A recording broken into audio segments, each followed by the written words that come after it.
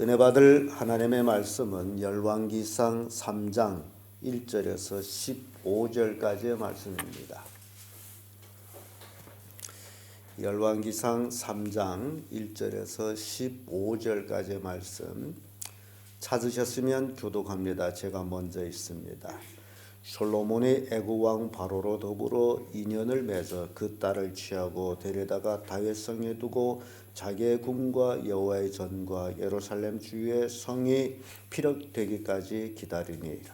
그때까지 여호와의 이름을 위하여 선전하지 건축하지 아니하였으므로 백성들이 산당에서 제사하며 솔로몬이 여호와를 사랑하고 그 붙인 다윗이 법도를 행하되 오히려 산당에서 제사하며 분향하더라.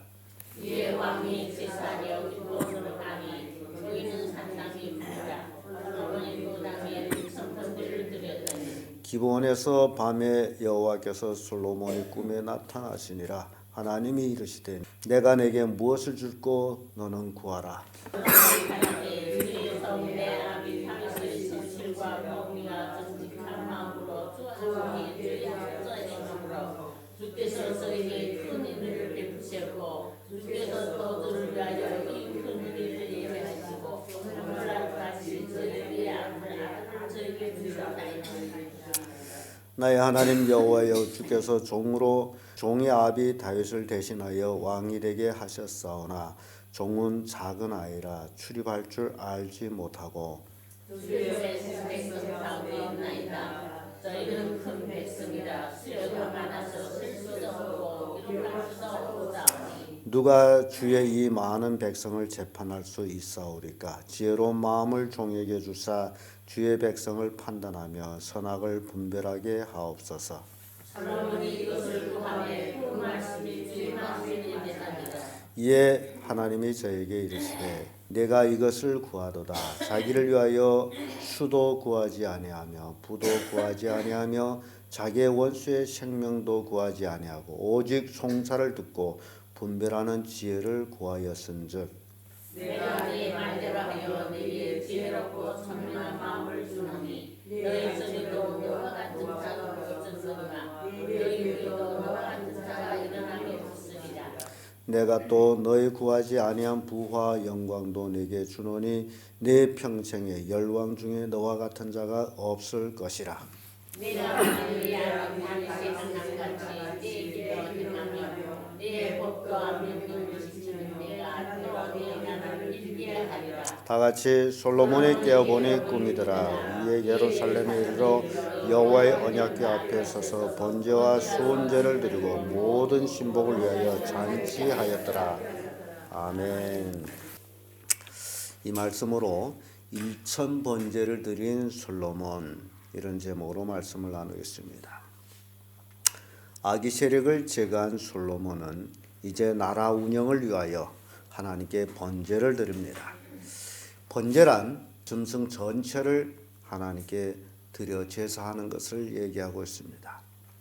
솔로몬은 아비의 정통 신앙을 이어서 기브온 산당에서 제사를 일천 번제를 드리는데 거기 원인을 밝힌 것은 거기에 단이 크다라고 표현하고 있습니다.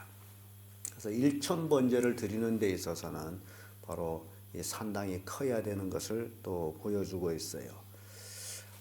우리가 신앙생활 하면서 또 다른 교회 원로 목사님이 은퇴하고 후임 목사가 이렇게 올라서게 되면요, 원로 목사님이 했던 모든 것들을 부정하다시피 자기의 정책을 펴기 위해서 모든 것들을 바꾸는 모습 봅니다. 시설을 바꾸고 사람을 바꾸고 그런 것들을 보는데요.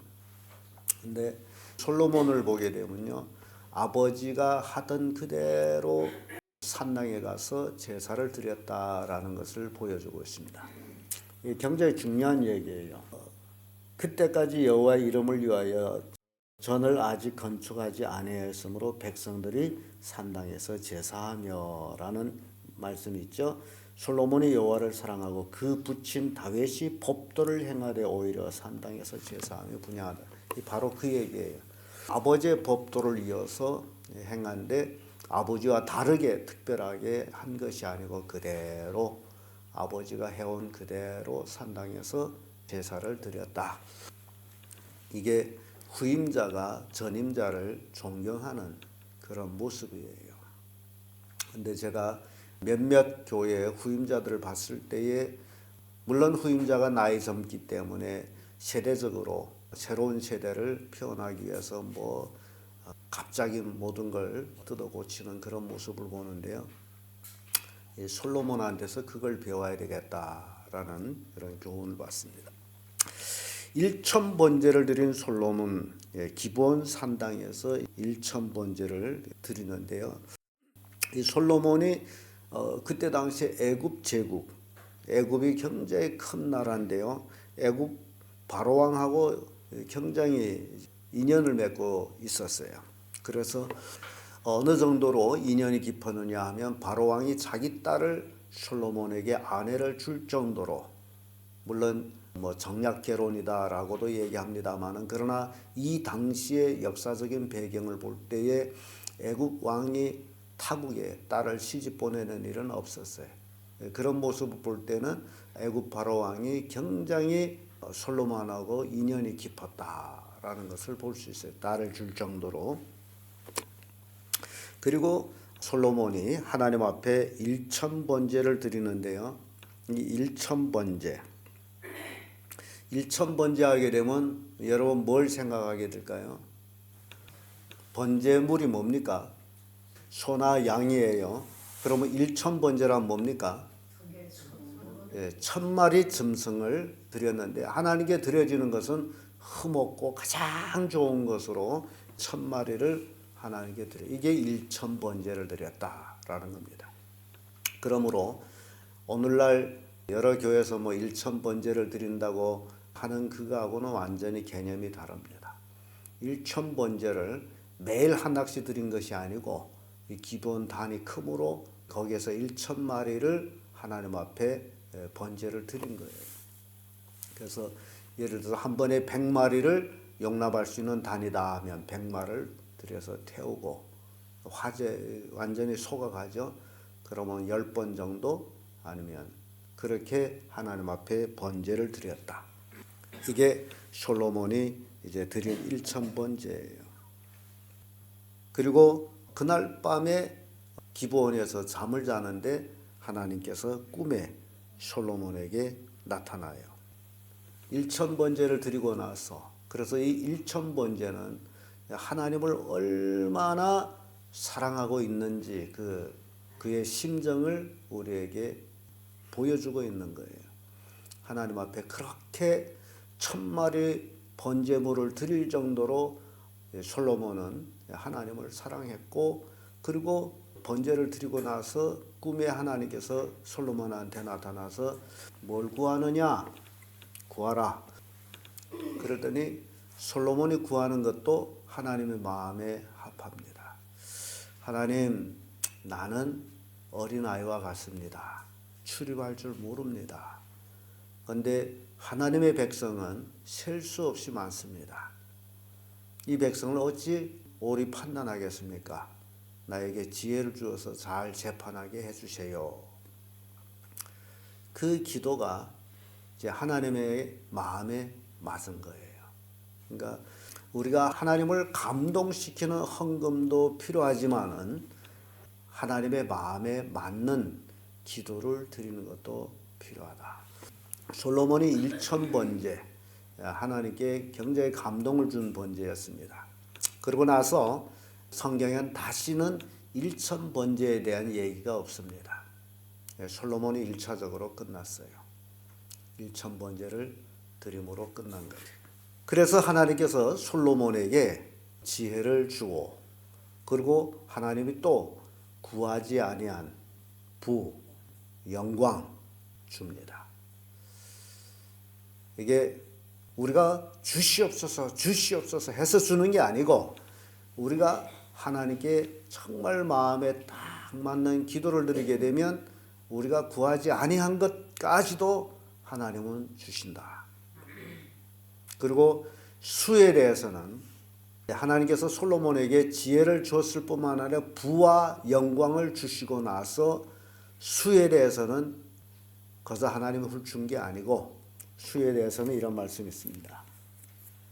내가 만일 내 아비 다윗이 행한 것 같이 내 길로 행하면 내 법도와 명령을 지키면 내가 또 내 날을 길게 하리라. 자, 여기에 조건이 있어요. 부영광은 하나님이 주셨지만은 그 삶의 날이 길게 사는 것은 어떻게 할 때 산다고요? 하나님의 법도를 지킬 때에. 이게 조건이에요. 하나님께서는 솔로몬에게 네가 아비의 법도를 지켜서 살아가면 내 날이 길고 그리고 나서 내 자손들로서 왕들이 끊기지 아니하리라. 그런 말씀을 줍니다. 솔로몬이 하나님께 구한 그 모든 것들 하나님의 마음에 맞은 것이므로 결국 수, 부, 영광 이 모든 것들이 솔로몬에게 주어지는데요. 하나님이 솔로몬한테 한 얘기 보면 수도 부도 구하지 아니하고 그리고 원수의 생명도 구하지 아니하고 오로지 지혜를 구했다. 그래서 하나님께서 부와 영광을 주셨고 지혜를 주셨고 그리고 하나님의 말씀을 순종해 살아갈 때 내 날이 길 것이다 라는 말씀을 주십니다. 그 말씀을 다 듣고 깼더니 꿈이에요. 하나님은 그 당시에 꿈으로 솔로몬에게 말씀을 하셨어요. 그래서 솔로몬은 기브온에서 예루살렘으로 돌아와 가지고 곡교 앞에 있는 거기에서 수은제를 드립니다. 쉽게 말하면 감사제. 하나님 앞에 감사제를 드리는데요. 이 감사제를 또 얼마나 많은 짐승을 드렸는지에 대해서는 기록이 없습니다만은 다만 이 감사제는 드리는 자가 일부분을 도로 먹습니다. 그래서 수은제를 드리고 솔로몬에 대해서 기록한 걸 보게 되면 모든 신복을 위하여 잔치하였더라라는 기록이 있죠. 그러니까 감사제를 드리고 그 일부분을 드린 자가 먹음으로 많이 드렸단 말이죠. 감사제를. 그래서 모든 신하들과 같이 그 수은제를 같이 즐겁게 먹었다. 잔치했다라는 사실을 우리에게 보여줍니다. 그래서 하나님께 감사한 자는 사람들과도 화평한단 말이죠. 우리가 신앙생활하면서 하나님 앞에 감사 헌금을 드리다. 그러게 되면 주변 사람들과도 화평해야 되는 거예요. 감사하기 때문에. 혼자만 감사한 것이 아니고 내가 감사함으로 주변 사람들과 같이 감사하고 축복하고. 예를 들면 여러분들이 가정에 좋은 일이 있다. 뭐 생일잔치 한다, 결혼잔치 한다, 무슨 낙성식을 한다 등등 이런 것들이 무슨 일이에요? 좋은 일이죠. 그 좋은 일일 때는 혼자 집에서 숨어서 합니까? 어떻게 하는 거예요? 손들을 청해가지고 함께 먹고 즐기죠. 그런 걸 생각하면 돼요. 하나님 앞에 감사할 때 이렇게 즐기는 것. 그것이 진정한 감사라는 겁니다. 일천번제. 하나님에게 대한 신앙이 없이는 드릴 수 없는 제사라는 사실입니다. 그래서 아까도 말씀드렸습니다만 성경은 단 한 번의 일천번제만 기록하고 있습니다. 현대 와서 이제 교회에서 일천번제라는 말은 솔로몬이 드린 일천번제가 아니라 본인이 하나님과 약속한 헌금을 1000번을 드리는 예물에 불과합니다. 일천번제라고 말할 수가 없어요. 번제하게 되면 이건 짐승을 드려야 되는데 1000번의 헌금을 드리는 예물이다. 지금 현대교회에서 하는 일들은 솔로몬은 소를 1000마리를 드렸어요. 그것이 번제였습니다. 그러나 그걸 본딸 필요는 없고 성경에는 한 번밖에 없는 것이기 때문에 성도들이 하는 것은 하나님과의 약속, 하나님 앞에 1000번의 예물을 드릴 것입니다. 라는 1000번의 헌금, 예물. 이게 완전히 다른 차원입니다. 이렇게 우리는 성경을 통해서만이 참된 진리를 알게 됩니다. 요즘 유행되는, 혹시 여러분들이 유행되는 말, 땅받기 기도라는 얘기 들어보셨어요? 땅받기 기도. 그런 것들이 또 유행돼 가지고 선교사들이 다니면서 땅 받고 그럽니다마는, 그러나 땅받기 기도가 어디에서 유행되느냐? 여호수아가 여리고성을 함락시키기 위해서 그 여리고성 밖을 돈 것을 거기서 계기해서 땅받기 기도라고 얘기하는데, 역시 땅받기는 여호수아 여리고성을 무너뜨리는 데서 1차적으로 끝납니다. 이게 우리가 성경을 잘못 이해하게 되면 엉뚱한 짓을 할 수 있어요. 여호수아가 땅을 밟기 싶어서 밟은 것이 아니고 하나님께서 그렇게 하라 해서 한 거예요.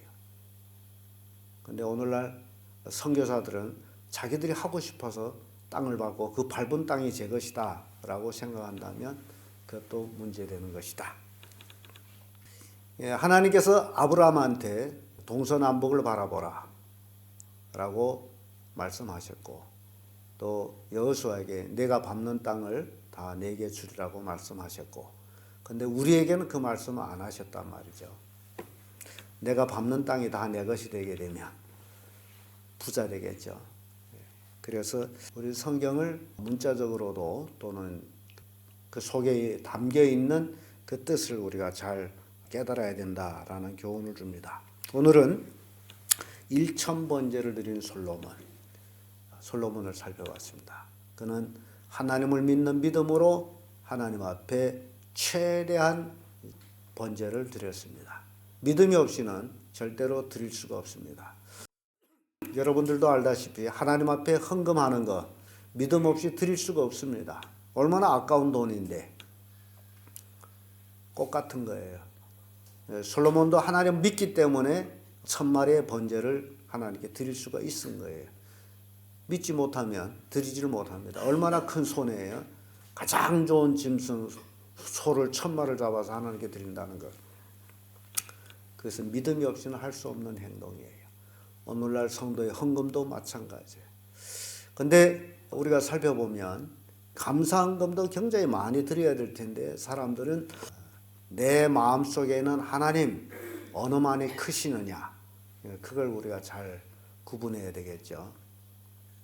생일집, 결혼집 가서 부조는 팡팡하지만은 하나님 앞에 감사에 대해서는 굉장히 인색한 것, 그 스스로 자기를 깨달아 봐야 됩니다. 말이 나왔으니 말입니다만은 이제 곧 추수감사절이 오죠. 여러분들이 미리미리 얼마나 하나님 앞에 감사를 할까 미리미리 생각하고 결정해야 돼요. 그날에 와서 급히 봉투를 찾아가지고 그러지 마시고, 헌금은 미리미리 준비하셔서 하나님 앞에 진정 감사한 그 감사함을 드릴 수 있는 그런 것이 돼야 돼. 이 솔로몬한테서 우리가 배우는 겁니다. 하나님의 그 응답에 감사해서 순제를 드리고 모든 내신들과 함께 기뻐 즐기면서 잔치했다라는 거죠. 그러니까 우리도 하나님이 1년 동안 우리에게 주신 은혜 감사하고, 그래서 하나님께 드리고 추수감사 예배를 드리고, 그리고 교회 성도들과 함께 음식을 먹으며 즐긴다. 감사라는 거죠. 그래서 우리가 신앙생활하면서 성경 속에 있는 믿음의 영웅들을 통해 가지고 우리가 좋은 신앙의 교훈을 받고 그대로 본받아 또한 우리도 복을 받는 그런 성도를 되기를 바랍니다. 기도하겠습니다.